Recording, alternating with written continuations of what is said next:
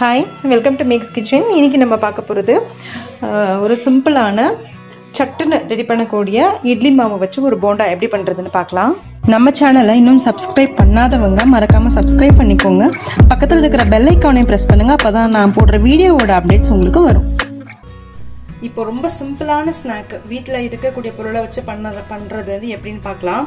அதுக்கு வந்து இட்லி மாவு நம்ம நார்மலா வீட்ல அரைச்சு வச்சிருக்க இட்லி மாவு. இது கொஞ்சம் புளிச்ச மாவு. இது அந்த மாவுக்கு தகுந்த மாதிரி நம்ம வந்து இதுல போண்டா செய்ய போறோம். எல்லாருக்குமே தெரிஞ்சதுதான் இட்லி மாவுல போண்டா எப்படி செய்யறதுன்னு. பட் எல்லாரும் அரிசி மாவு கலப்பாங்க. அரிசி மாவு கலக்காதீங்க. அதை விட பெஸ்ட் ரிசல்ட் உங்களுக்கு கிடைக்கணும்னா ரவை கலந்து பாருங்க. ரவை வந்து ஒரு 2 டேபிள் ஸ்பூன் ரவை, 2ல இருந்து 3, நான் 2.5 போட்டிருக்கேன்.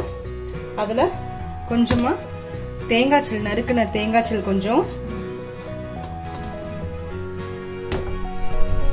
அப்புறம் வெங்காயம், பச்சை மிளகாய், இஞ்சி, மல்லித்தலை, கருவேப்பிலை. உங்களுக்கு இன்னும் இது வாசமா இருக்கணும் அப்படின்னு சொன்னா நீங்க வந்து கடுகுளுத்தம் பருப்பு தாளிச்சு கூட நீங்க போட்டுக்கலாம்.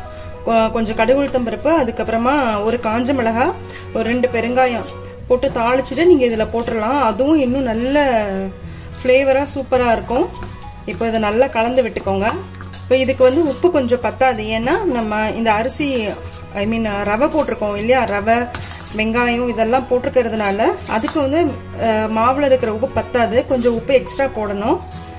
அது மட்டும் கொஞ்சமா போட்டுக்கலாம். மாவு கொஞ்சம் புளிச்சிருந்ததுன்னா உங்களுக்கு இந்த போண்டா வந்து ரொம்ப நல்லா வரும். மொரோவர் உங்களுக்கு வந்து புளிச்சிருக்க மாவுல நீங்க போடும்போது ஈனோ சால்ட்டோ இல்லை அந்த சோடா மாவு அது மாதிரிலாம் எதுவுமே போட தேவையில்ல. இது ஆல்ரெடி ஃபர்மெண்ட் ஆனதுனால நல்ல போண்டா புசு புசுனே வரும்.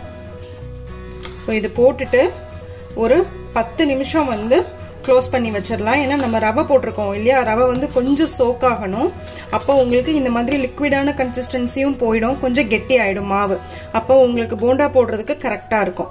இது இப்போ க்ளோஸ் பண்ணி வச்சிடலாம். 10 மினிட்ஸ்க்கு அப்புறமா நம்ம போண்டா போட்டுடலாம்.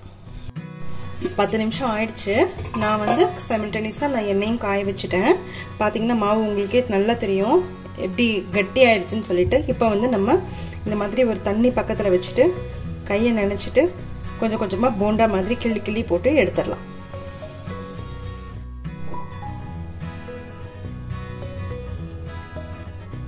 எண்ணெய் காஞ்சிருச்சு.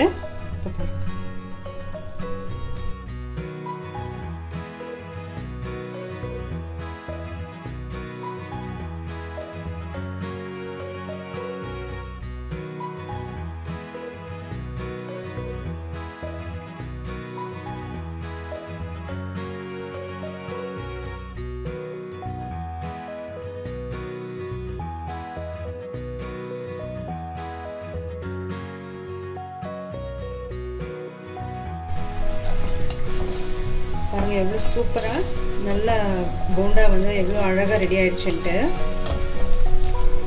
நான் இதுக்கு தோதா வந்து நீங்க டொமேட்டோ சாஸும் வச்சுக்கலாம். பட் நான் இன்னைக்கு வேர்க்கடலை சட்னி அரைச்சிருக்கேன்.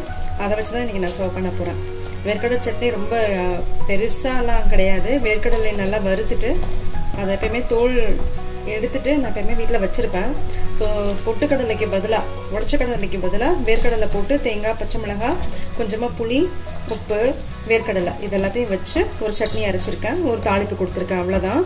ஈவினிங் ஸ்நாக்குக்கு ரொம்ப சூப்பராக இருக்கும். இது ரொம்ப ஹெல்தியானதும் கூட.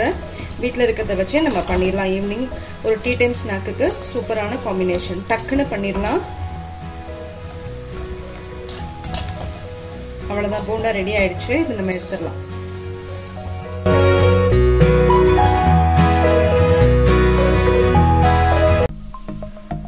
சப்ஸ்கிரைப் பண்ணுங்க, மறக்காம பெல் ஐகானை பிரஸ் பண்ணுங்க. அப்பதான் நான் போடுற வீடியோஸோட அப்டேட்ஸ் உங்களுக்கு வரும். லைக் பண்ணுங்க, கமெண்ட் பண்ணுங்க, ஃப்ரெண்ட்ஸோட ஷேர் பண்ணுங்க. தேங்க்யூ.